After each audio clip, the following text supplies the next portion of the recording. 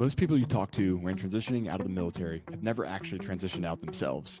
You're probably getting a bunch of opinions from people who plan on staying in until retirement and have no idea how to actually show empathy for your situation.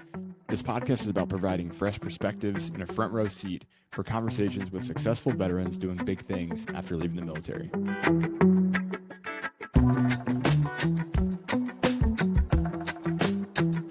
Today is all about getting to know the hosts of the podcast. Specifically, this episode is all about Griffin Brand.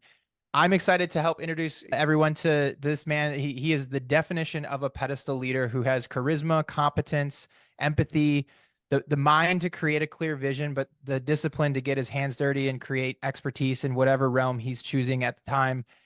He is one of my best friends from my time serving in the military, and possibly because, as many of you know, you get very close with people that when times are tough. But he was my XO when I was a company commander, and I had him to help me steer the ship. And I know I'm not alone in appreciating what he brings to the team, that any team that he's on. So I'm glad that we're doing this project together. I know that I value spending an hour a week with him, and I'm sure the guests and listeners will immediately be able to tell what type of person he is. So without further ado, everyone, Griffin Brand. Well, thank you for that. Yeah, not everyone gets as lucky to have a company commander like yourself. So the pleasure was mine and continues to be mine. Yeah. Well, I mean, again, you don't get lucky to stay in contact with people, even great people that you get to know in the military. But I'm really glad that we've stayed in contact over the years. And I think it's partly because I value who you are as a person a lot. But you know, there's many other people that you don't stay in contact with. But I'm glad we have. You visit us in Hawaii, you know, and I think it's a big reason is we share a lot of the same values. And I think you can be capable but lack some of the values, and that you don't really mesh with people. But when you share the same values, it goes a long way for solidifying those relationships. So absolutely. yeah. I feel like we connected on multiple levels, and so glad that we've had the chance to get to know one another in a whole different way post, you know, chain of command and post military time, because it kind of unlocks a whole new level of friendship and relationship that, you know, has lasted well beyond when the Army made us friends, you know. Yeah, exactly. But it's also cool when you're like couple friends, when you've got spouses that are good friends as well, that are both really high achievers and you know, great people, and just you find a whole nother level of alignment when it's a you know, a couple friend, which I think is maybe even harder to find than just another guy friend.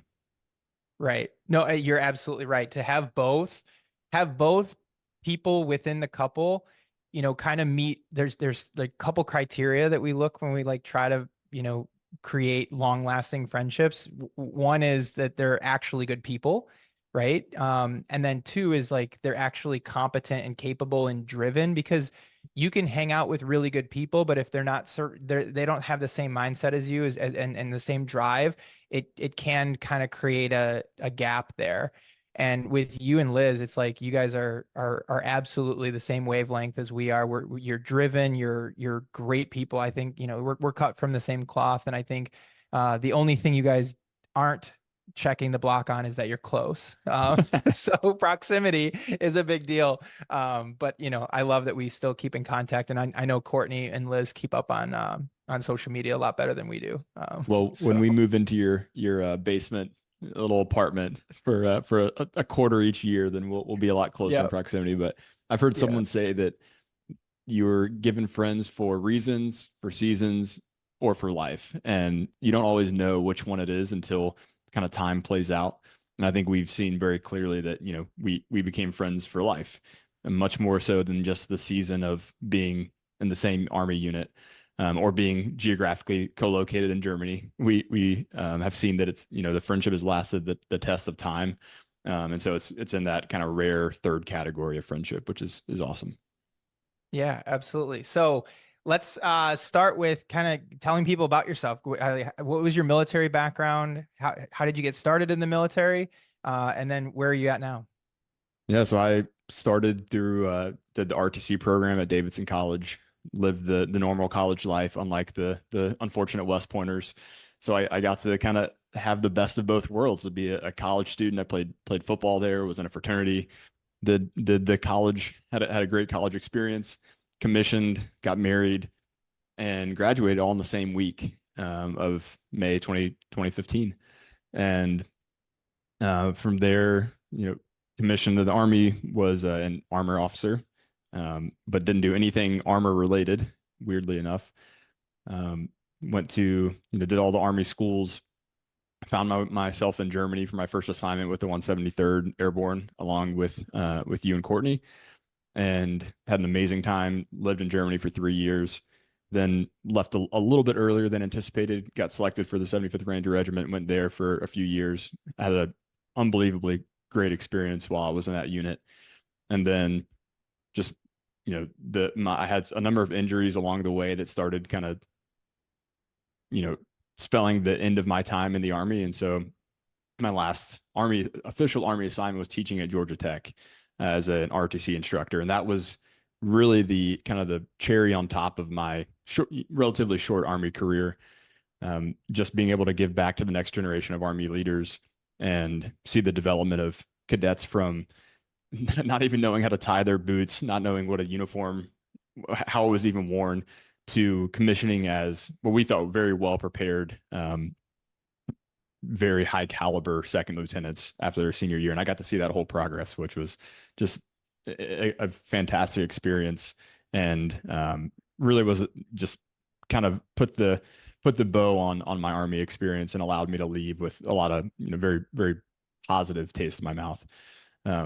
So I was also very fortunate while I was in that assignment. My commander at the time allowed me to do a corporate fellowship, which I know not everyone has the ability to do that, but for those that do, and for those that are looking at transitioning out of the military of any branch, I highly, highly recommend pursuing a career skill bridge or corporate fellowship program. There's a bunch of different programs out there that can offer those, and we can talk about those in more depth at some point, but it's one of the most amazing opportunities to have up to 6 months working completely free for that company. So it's an amazing value add for that company, an amazing excuse to offer yourself to that company. And then, and then a lot of times it leads to employment afterwards. And so mine ended up being a little atypical. I started at 6 months. I was going through a medical process with the Army, so it actually extended a little bit beyond that 6 months. So mine turned into an extended fellowship program, but it was an unbelievable experience working with a real estate private equity company that I had cold emailed and set up to work with. So for those of you that are looking at a skill bridge program or are thinking about transitioning, the world is your oyster. You can choose virtually any option to do that skill bridge with. And again, there's plenty of counter stories here and other things, but if you go about it the right way, you have enough time and you have support from your chain of command, you can do whatever you want with that skill bridge program and set yourself up in a really great way for your civilian life. And so I did that, worked with the real estate private equity company. After about a year, realized, like a number of other people do through the skill bridge program, that it wasn't the right option for it. It just wasn't a good fit for what I was looking for long term. But what an amazing opportunity to learn that, rather than committing several years of my life and whatever mental trauma in the process. I was able to learn that while still being paid by the Army at no expense to that company. And then so I ended up leaving that position, and then quickly transitioned to where I am today, which is I'm working in a private equity backed roll up of water damage restoration company. So I know that's a niche industry, but the bottom line is I'm working on the mergers and acquisitions. So acquiring restoration companies. So if you have a water heater that springs a leak or cracks, or you have a leaky pipe that leads to a flood in your house or significant water damage, our companies are the ones that go in and dry that out and repair the house. So learning immensely in this job. It's an amazing company with amazing people, and never expected to be in this capacity or be doing this at this point. But the path kind of has weaved its way here. And so that's kind of where we are today. I love what you said, where the skill bridge can actually give you a taste before you're committed, because I think the fact that you're still getting paid by the Army alleviates some of that risk, right? So you're not out, your family's not reliant on that salary at that point. You can still pull the plug from whatever you're interested in. So I offer it to people, maybe use the skill bridge to transition into something you know you're going to be in, but also think of it as, hey, maybe shoot your shot into something that might be like, hey, this is something that I probably won't get into, or maybe I won't get into, but if it works out, then great. It doesn't have to be just learning what your next job is going to be. It can be your choice to take a risk and see if it's going to work. It doesn't always have to be 6 months to learn a skill. You already have so many skills that are going to be appreciated by so many others and companies outside of the Army. You don't need those niche skills all the time before you even transition. You can use it as a way to kind of take a risk a little bit and see what's out there. There's a great book called Designing Your Life, and the whole premise is find a way to prototype or do a little minimum viable product, if you will, of the life you think you want to live, or several different kind of courses of action. And so that was the skill bridge is just an amazing way of doing a little prototype of one career path you think you might want to go down. And I think it's immensely valuable to learn what you don't want to do and to learn that early, but to have tried it out and all the building blocks, the skills that I learned through that process and that you learn through just going down that path. It's not wasted time at all. It's building towards what's next, as long as you're, soaking everything in, learning, and being, self-reflective of that experience as well. Right. No, I think that's phenomenal. I mean, and what did you do to create those relationships prior to reaching out to the people doing the skill bridge? Did you apply for many? Did you create it yourself? Did you present this to a company, or was the company already offering skill bridge positions and you just kind of found it and pursued it? Mine was very much atypical. In Germany, you and I talked extensively about real estate and about the Bigger Pockets podcast. And so I had listened to hundreds of episodes of that podcast while in Germany, had gotten into personal real estate investing once I returned to the States. And so as through listening to that podcast, I learned about this whole world of real estate syndications where people pull LP, limited partner capital. It's the private equity side of commercial real estate where they pull capital and invest in large commercial products. And that's where I saw, rather than buying 50 or 100 single family homes, which is difficult to scale, and I mean, can't even imagine the number of headaches associated with that. Most people were jumping from that to these syndications, to having a real estate fund. And so my thought was, if I can just skip the line and jump straight to that, rather than, I've already got a few little single family doors or little rental properties. I don't really want to scale this. I really just want to jump to where everybody else is going and fast track that process. So, so that was my thought process. And the way I went about that is I made a list as I was listening to this podcast and listening to a bunch of other podcasts and just learning as much as I possibly could. I made a list of all those people that, to your earlier point, I thought aligned from a value perspective and were doing great things that I thought I could really learn from and would enjoy working with. And so at the top of that list, well, before I jump ahead, on that list was, I think I had 10 or so folks that was really high achieving, had real estate funds, were doing great work. And so I sequentially went down that list and just cold called or emailed every single one of them. And I talked to most of them. So it's surprising how many will actually respond to you if you're not only persistent, but also just ask in a very non-threatening, simple way. And I was also leading with tremendous value. I mean, I was like, I essentially have a golden ticket. I can work for you for free for 6 months and do whatever job. I would literally, I mean, I didn't say this, but I would sweep your floors just to learn from what you're doing.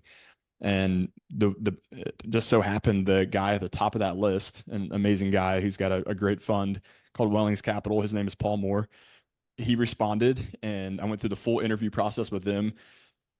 He and props to Paul, he had a kind of a system around this too. He has a weekly mentorship call where he allows anyone who wants to come on and ask him any question. He's just got an hour blocked out in his week. And so he's got a system to catch people and provide value to them. So I hopped on that call, asked him about this, the 6 month internship that I essentially had, and somehow over the course of several conversations in a couple of weeks, the conversation moved from being, essentially an unpaid intern to they offered me the role of their director of investor relations, which I was very excited about. Took that position and ran with it and learned like crazy over the following 13 or 14 months. And yeah, so that's kind of how I approach the process. And I think that there's plenty of programs out there that are designed for SkillBridge, and there's great ones. And if that's something that you're interested in, then by all means go for that. But to my earlier point is you can pursue whatever you'd like. The world is completely open. And I was able to create kind of my own little SkillBridge program, and shout out to SOCOM Care Coalition as well. They were able to set that up and allowed me to pursue exactly what I was looking for. So I was really appreciative for that. I think the big takeaway is that you have to do a lot of work yourself. Yes. These programs open the door, but you have to really work to create the relationships on the back end if it's going to be beneficial. Because the SkillBridge companies that are just like, hey, you can come learn how to be an electrician or whatever, those are great. And if that's what you want to do and you fit into that hole, then that's great.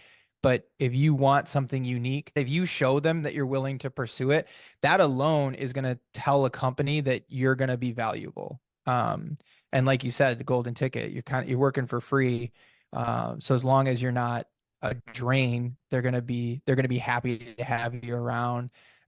And the Army the military will they'll support you physically going there. It doesn't have to be a remote position. It doesn't have to be like, obviously I'm in Hawaii. So there's people who do SkillBridge positions off island back in the mainland.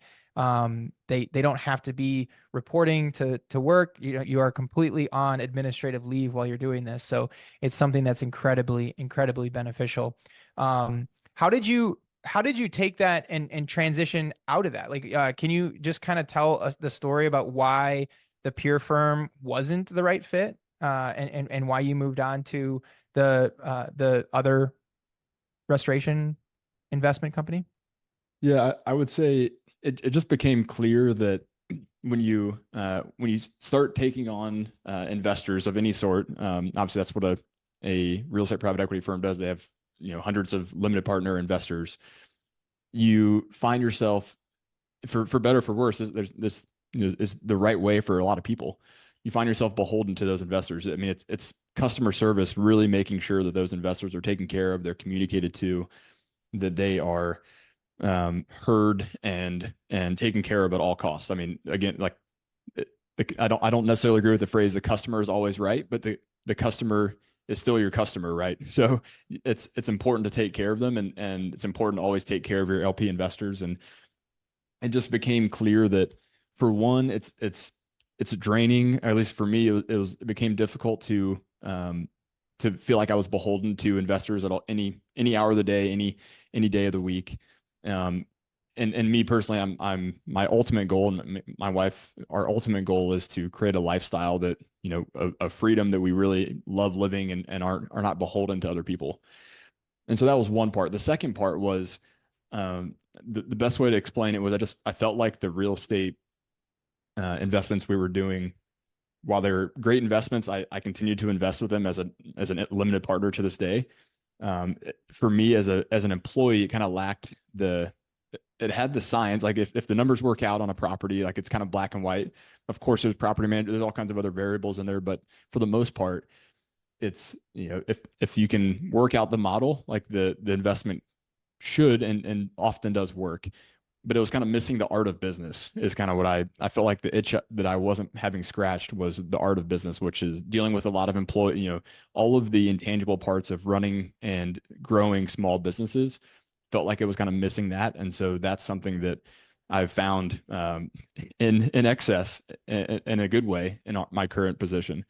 And just the long and short of how I found this current position is, I went to a random networking event in Atlanta for my college. It was come to find out when we got there, is actually for incoming freshmen of the college and their parents, of which my wife and I were neither. So we were kind of the oddballs out at this networking event. But in the food line, I made a stupid joke to the guy standing beside me, and he didn't quite get the joke at first, but then one thing led to another. We started talking. We talked for a little while, and he was like, "You know what? I've got a good friend who I want to introduce you to, who had been to Davidson, was in ROTC there, had a lot of commonalities, a kind of common background to mine, but just a couple decades ahead of me." And so he made the introduction. I fostered that relationship, both of those relationships over the next year, 18 months or so. And then when I saw the writing on the wall with the real estate firm, after I left there, I was kind of reaching out to this guy as a mentor to connect me with people and kind of get his take on the next direction I was going to go. And he offered me a job, kind of out of the blue. He was connecting me with a lot of his network and a lot of his friends. And then one day he was like, "Wait a second, I'm happy to keep on introducing you to all of my friends, but would you just want to come work with us? We have a position that I think you'd be a good fit for." And so it was pretty much a no-brainer, because it's been a fantastic opportunity. That's awesome. And I know earlier I was buttering you up a little bit, but I really do think that makes sense. The transition that you talked about makes sense for you specifically. Because I heard recently it was one person's take on the definition of charisma, and it was really just the connection between competence and warmth. So if you're too warm, you can be too bubbly and maybe not respected. And if you're too far on the competence side, you can come off as like, kind of an asshole or what have you. But that charisma comes in where you're managing both. And I think that you are one of those people that you're just the perfect example of a charismatic leader, because you have an immense amount of competence, but you're also incredibly warm. You understand the empathy is there. And it makes sense that, like, growing a small business, you're not just saying, like, I know that you love developing and working with people. And that's really, I can totally see where your strong suit would be, and whatever those small teams are, they're going to value having you on the team.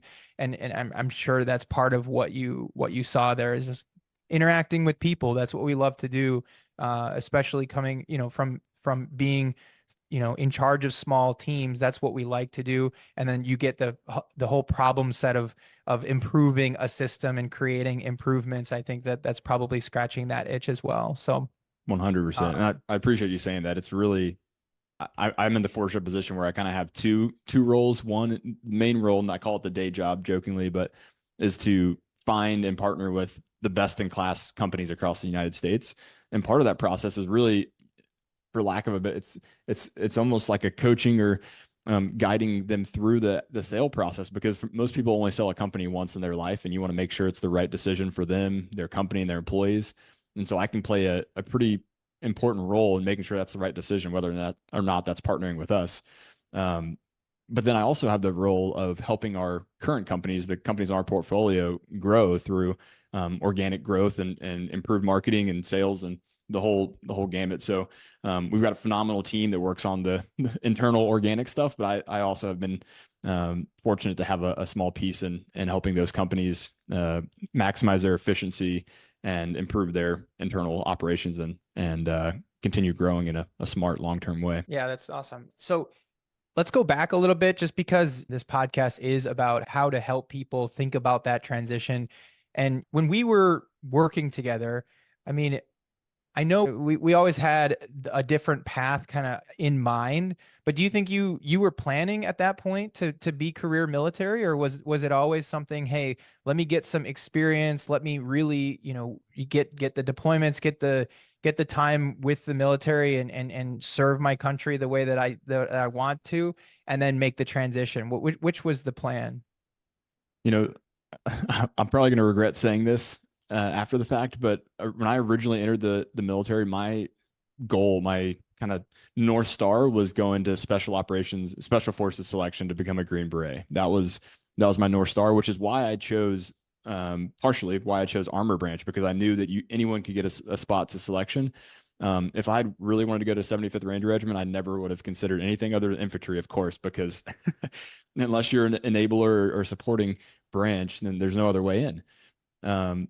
And funny enough, I'm as I gonna was, say, I have to cut you off though too, because some people will understand the intricacies of the Ranger Regiment, but I think to the average person, they might not get it. Like as an armor officer, you should not have you should not have gone there, right? You know, like they should not have chosen you. It didn't make sense, but it's a testament to how capable you are, because I guarantee whoever you interviewed with or whoever you know spoke with, you had an impression on them, and they very quickly probably stopped caring that you were an armor officer. it never And they're stopped. like, because well, yeah, I'm sure that you wore that the entire time, but you are just different, right? Like people stop caring what your resume says because they get to know you and they realize, not to say, I mean, your resume is incredible, especially now. But you go so much further than what your resume says, and you're not defined by what you've done in the past. I think that's something that's phenomenal about you. Well, But we can go real deep for a second, Jack. And I think, part of me loves being the underdog or doing things that I'm not supposed to. And I think that comes from, when I was little, I grew up every single year since I was born, all the way until I was 18. I didn't miss a Virginia Tech home football game. I mean, we lived 40 minutes from campus. That was a defining aspect of my childhood.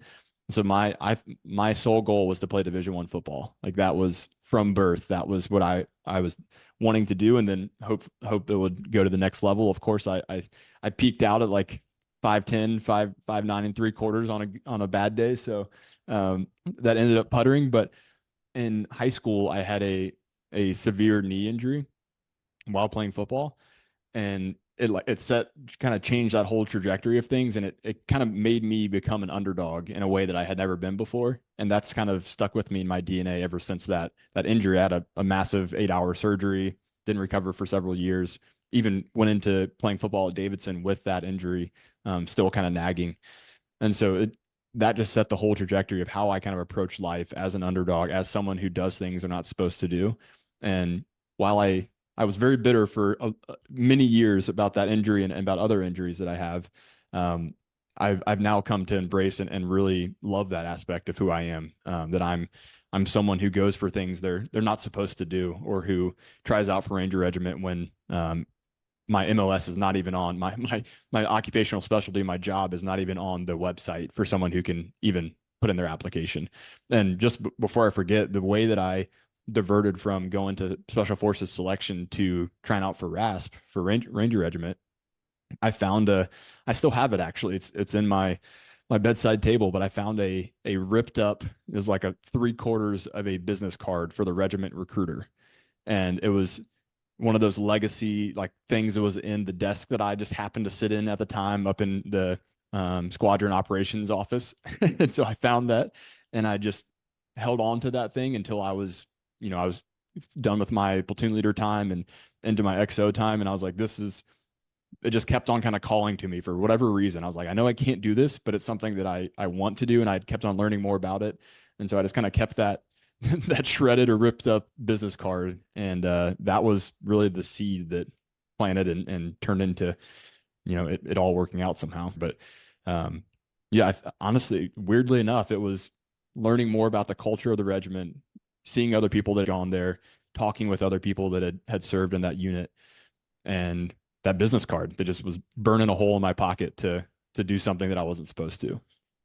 right, like I think you said something also, correct me if I'm restating this improperly, but like the position that you're in now, like you should have an MBA and you don't, but you still are doing, an impeccable job without the credentials, so to speak, of somebody who's doing your job. Yeah, it's certainly not a requirement to have an MBA. I mean, my very, very talented peer he doesn't have an MBA either, but he has an investment banking background, and that's something I certainly don't have, and probably is close to a prerequisite, or maybe should be for my position. But I think, one of my favorite books of all time is the book Range by David Epstein, and in there he talks about how skills that you have from another, oftentimes the hardest problems in a particular industry can be solved by skills from an entirely disparate or disconnected industry. And that's because you're approaching it from a new lens. you have a different set of building blocks that you've kind of put in place that allow you to step outside of the bounds of that industry and approach it with an innovative kind of perspective. And so that's kind of one of my favorite books of all time, because I feel like that's me. I'm approaching this industry and this job with a different perspective, and I think that actually is a huge advantage in a lot of ways. Yeah, absolutely. I think did you, so obviously you already talked about how you kind of transitioned into the pure firm and then into the next one. Besides investing in real estate, was there anything you were doing while you were in the military to prepare for the transition? Or was really your interest in real estate and developing the knowledge through your own investments really what you were focused on? I mean, I've always been a pretty avid reader, so I was reading and just consuming things like crazy to just continually be improving. But I want to emphasize that, like, I was all in with the military assignments. I mean, when we were in Germany, we were working ridiculous hours. When I was with regiment, ironically, we worked a little bit shorter hours because things were more efficient. We had a bigger budget. We had some very capable people, so there's some things that allowed us to work a little more efficiently. But I was completely all in, and so on the nights and weekends, I would do work on our personal real estate investments. I did way too much work myself rather than hiring hiring contractors like um, a Ranger would, I suppose. But yeah, there wasn't a whole lot of other specific prep other than just continuing to network with people, try and be just a good person and provide value to others first with no expectation of anything in return, and just continue to be consuming things to make myself better at all times, and then of course the real estate stuff. But no, I mean I've kind of approached my life with I'm a long-term thinker. I like to know generally what's like the 5 or 10 year time horizon. But I constantly come back and tell myself, like, just take the next best step, just do the next best thing, because it's really easy to fall into the trap of like, am I going the perfect direction for the next 10 years? Do I have a perfect vision planned out? And Griffin 10 years from now is going to look so different than me today that I can't even fathom where that's going to be or what it's going to look like. And so the most important thing that I can do and that I think that most people can focus on is just taking the next best step based off the information you currently have, and then allow your path to kind of start lighting before you, which is how I found my way in the real estate private equity firm. And then it was very clear that the next best step was my current position. Yeah, and I think that's such an important takeaway. And I don't mean to get on a soapbox and critique anybody out there who's maybe not pursuing exactly what they should be. But there's two things that I love kind of what you said. It's like you have to take action. It doesn't matter if you're not going to become an astronaut tomorrow, but what action can you take now? And you must take that action. I think that's a huge difference between people who they blink and a year goes by and they go, oh crap, I haven't pursued any of my goals outside of my career. And it's because, their hobbies or their time off, they choose to spend it on certain things. And what I would like implore people to do is turn your hobbies into that next step. Like whatever you think is going to be that 10-year goal, you don't have to accomplish that today, but whatever the next action is, make that a hobby and enjoy that aspect, enjoy that growth, enjoy reading the book about the next thing, enjoy, getting the license for the next thing. That's a part of what turns into the opportunities that you were able to pursue because you did those things when you had downtime. And somebody who's in Ranger Regiment, like you're like, yeah, I had some downtime, so I did this. It's like most people are thinking like, I don't have downtime. I don't have enough downtime. But the reality of it is you do, you just have to figure out where your habits are and your hobbies that aren't helping you accomplish your goals, and switch those with hobbies that do help you accomplish the goals. And then just like bathe in that and love that. Love how your hobbies now are supporting whatever your long-term goals are. And I think, you say you're a long-term thinker, and I agree with you. I think the big picture is something that's come very easy to you, but it should, if as long as it's a slight focus for most people, you can dive into that. You don't have to like it's not unattainable to become a long-term thinker like you are. You just have to make it a focus and choose to make it a priority in your life now. And so it's take action. Just do the thing. Do whatever the next step is. And I'll just share a short example. This guy who was like trying to sell his truck, and he's like, I have no idea how to sell my truck, but what I do know is I know how to vacuum my truck. So he just vacuumed it. And then he's like, well, I know how to take pictures of my truck. So then he took pictures, and it's just take the first step, vacuum the truck. And then eventually you'll be able to get it done and sell the truck down the road. But if you don't ever vacuum it, you're never going to post it. You're never going to sell the truck. You're never going to actually accomplish those big goals. But if you take action now, you'll blink a year later and you'll be like, holy shit, look at how much I did accomplish. I recently saw, I love this quote, but be impatient with action and patient with results. And that's me Yes. speaking to myself 100% because I want to build Rome yesterday. And that's one of my biggest weaknesses is I want the vision built and developed now. But if you're consistently impatient with action, like you're speaking to, then a little bit of patience with results will go a long way. And all of a sudden you'll blink and you'll be a whole different person. And I don't want to sugarcoat things either. You know, as soon as my wife and I moved back from Germany, and up until, so for about half a decade, up until last year, end of last year, when we had our first, had our son, we virtually had no nights and no weekends because of our hands-on work in the real estate. And a lot of that I loved. I think one of my callings in life is to turn broken things into something beautiful. And that's what we felt like we were doing with our rental properties and helping improve neighborhoods and improve properties for people to have great living conditions. But it came at the expense of, there were very few nights and very few weekends. And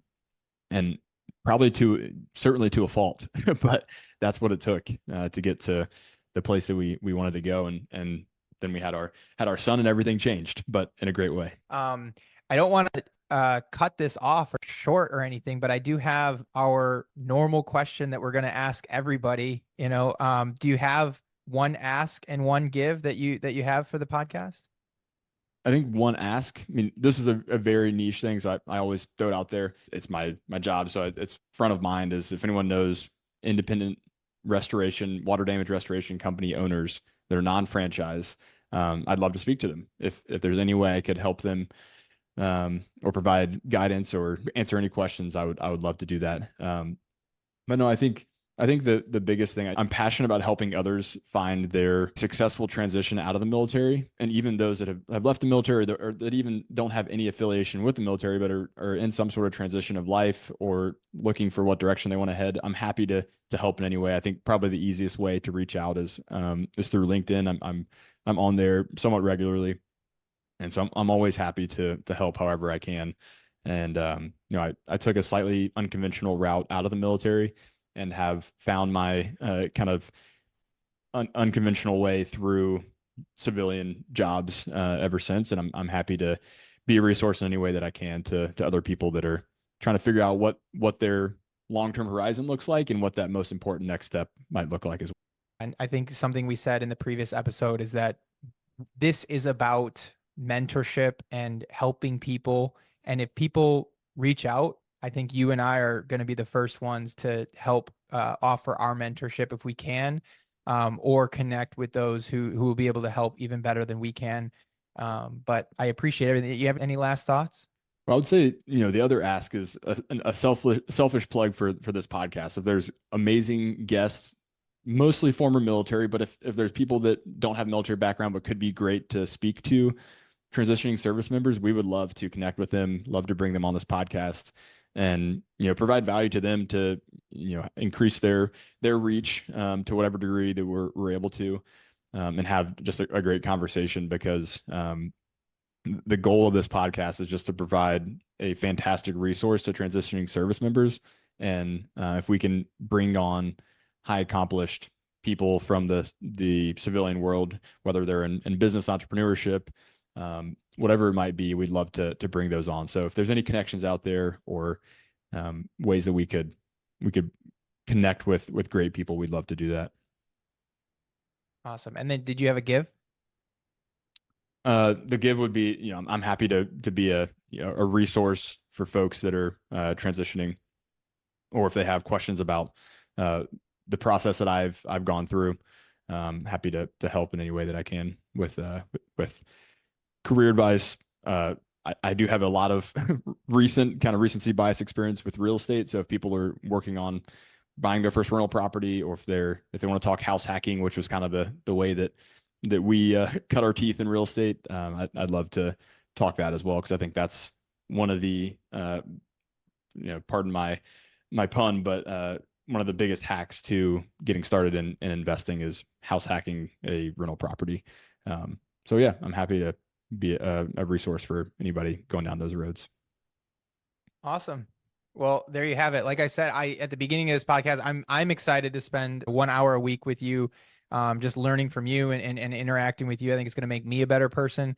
And I think listeners, guests, everybody who ends up coming on and joining us will also gain value from this. So I appreciate you and thanks for doing this. Well, thanks for putting me in the hot seat, and you're next. Yeah, can't wait. It's going to be fun. Thanks for listening to this episode of the Veteran Ventures Podcast. If you heard something interesting or found the show to be helpful, send it to a friend who is transitioning out of the military or considering a transition. We'd also really appreciate if you left a rating and review of the show. That helps us reach more people with these amazing stories of successful veterans. We'll catch you next time on the Veteran Ventures Podcast. And until then, go do the thing. Make that decision, have that conversation, and go find your next mission.